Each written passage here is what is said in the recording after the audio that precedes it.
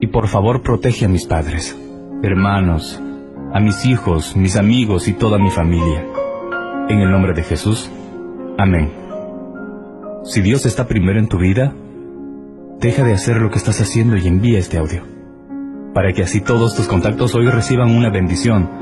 No hay silencio que Dios no entienda, ni tristeza que Él no sepa. No hay amor que Él ignore, ni lágrimas que no valore. Querido Dios, bendice las manos de quien habla este mensaje, y llena de amor y bendiciones a quien lo comparte. Elige a quien dárselo. Los ángeles se han enterado que estás luchando por algo. Dicen que ya ha pasado.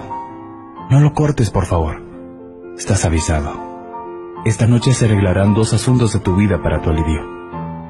Mañana será un mejor día. Te dejo 12 ángeles, 1 para cada mes. Deberás dárselos a 12 amigos, incluyéndome a mí.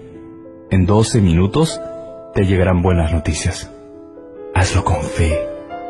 Dios te bendiga.